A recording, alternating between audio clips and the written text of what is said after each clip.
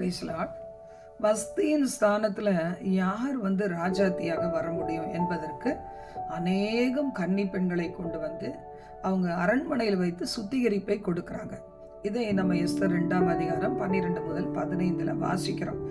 ஒவ்வொரு பெண்ணுக்கும் 6 மாதம் வெள்ளை போல தைலத்தினால், 6 மாதம் சுகந்த வர்க்கங்களினால், ஸ்திரீகளுக்குரிய மற்ற சுத்திகரிப்பினால் அவங்களுக்கு ஜோடிக்கப்பட்டு ஒரு நாள் வரும்போது அவர்கள் என்ன செய்வாங்களா, கன்னி மாடத்துக்கு கொண்டு போகப்பட்டு ராஜா விரும்பினால் ஒழிய அவங்க ஒன்றும் செய்யவே கூடாது, என்ன ஆயத்தம் வேணா பண்ணிக்கொள்ளலாம் என்று அவங்க என்னெல்லாம் கேட்குறாங்க தன்னை அலங்கரித்து கொள்ள அத்தனையும் கொடுத்து கடைசியில அவங்க ராஜாவுக்கு முன்னாடி இப்படியே நடத்தப்படும் போது ராஜாவுடைய பொற்செங்கோல் யாரை தொடுகிறதோ அவள் தான் பட்டத்து ஸ்திரீயாக மாறுவாள் அப்படின்னு சொல்லப்பட்டது. அப்படித்தான் இன்னைக்கு ஒவ்வொருத்தரும் அந்த ராஜாவின் இருதயத்தை கவர்ந்து கொள்ள என்னெல்லாம் செஞ்சாங்க.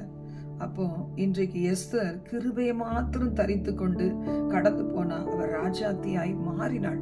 இன்னைக்கு நம்ம கூட இயேசு கிறிஸ்துவின் இருதயத்தை கவர்ந்து கொள்ளக்கூடிய விதத்துல நாம் வாஞ்சிப்போம், நம்மை ஆயத்தப்படுத்துவோம்.